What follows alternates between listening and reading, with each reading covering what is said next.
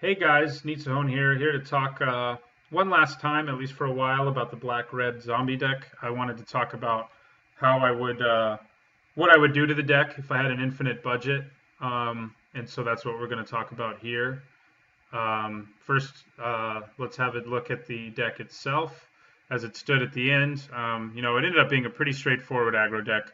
Lots of 1 and 2 drops, a few 3 drops, and 1 4 drop, and it just tries to get out there with a bunch of zombies and kill the opponent. It has a lot of creatures who are really resilient to some of the most commonly played removal in the format. In Gravecrawler, who you can cast from your graveyard as long as you control a zombie. Timoret, who doesn't really stay dead. I mean, especially if you have a Gravecrawler in play. Those are great. 2 cards are great together. Gral's Messenger, who has Undying, so you have to get 2 for 1 a lot of the time if you want to deal with him. And Risen Executioner, who can be cast from the graveyard. It also has, Death Baron as another zombie lord. Diagraph Ghoul is just an efficient creature to play. Rakdos Guildmage, because he's got great utility. He can also discard a lot of those guys from my hand to give stuff -2/-2, and then I can replay them from the graveyard. So it's a pretty straightforward deck, but I do think with an infinite budget, it could be improved.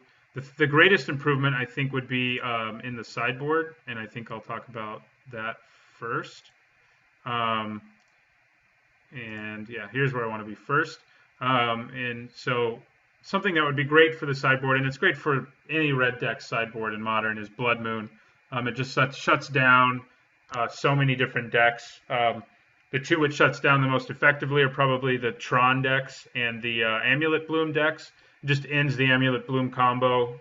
Amulet Bloom can't go off really at all with Blood Moon in play. Not quickly enough to not lose to our deck anyway. And it's also really good against Tron because it, destroys their massive amount of mana production. So it's pretty good against both of those. It's also, worth citing in against stuff like Delver and things like that because they run so many non-basic lands, and if you take them off of two of their colors, because they usually have 2 or 3 colors, the Delver decks, then they'll be in a lot of trouble. So I think it's a great sideboard card. That's also why it's so expensive, though. Every red deck in Modern wants it. Hasn't been reprinted for a while, so it's a $25 card. Our deck right now, sideboard and all, is about 40 tickets as of today, which is the end of May of 2015. The deck would really benefit from Blood Moon, but it would 2 of them would cost more than our entire deck does now. If I were to put it in the deck, I would remove the Anathemancers from our sideboard, which we have right now as a way of punishing non-basics. But obviously Blood Moon punishes them even more.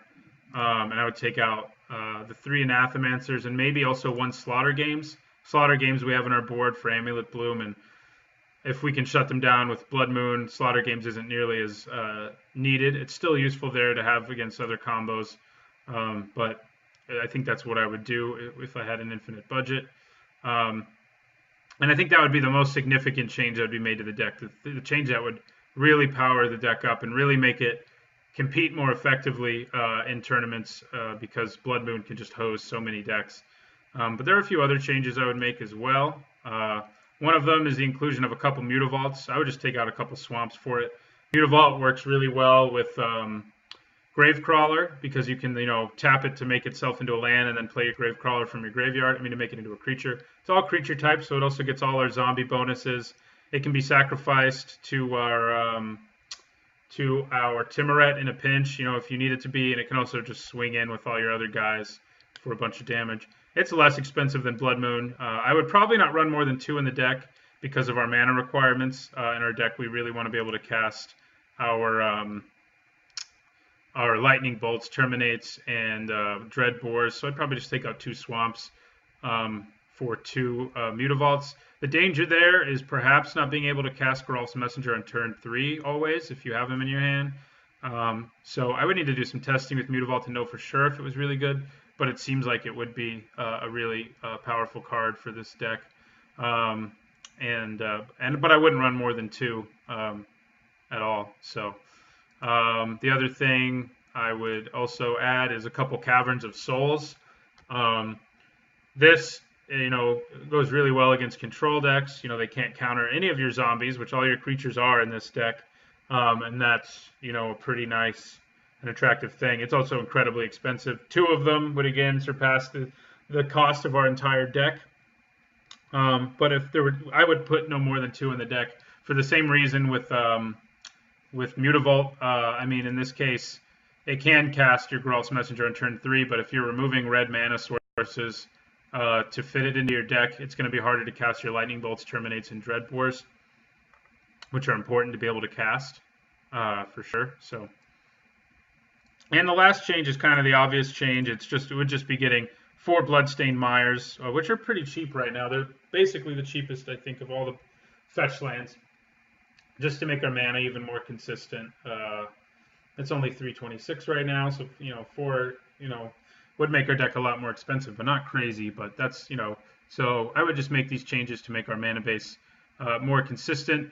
And I think Blood Moon is probably the most crucial of all of them. Cavern of Souls is probably the second most crucial. But the Blood Moon being in the sideboard would just, right now this deck's weakest matchups are against combo, and Blood Moon can really shut those kinds of decks down, especially the Bloom combo.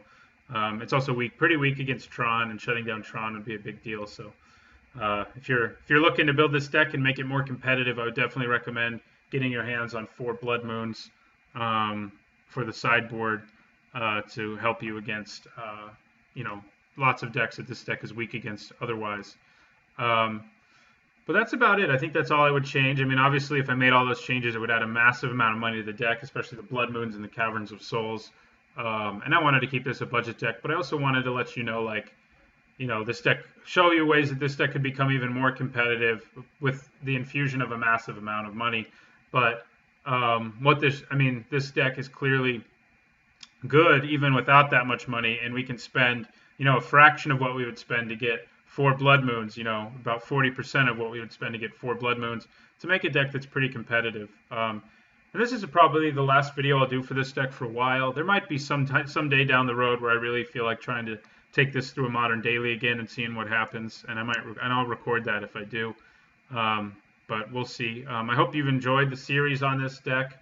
I've got a couple more deck series in mind for the both near and distant futures that I'll be working on, and I hope you'll tune into those as well. So thanks for watching.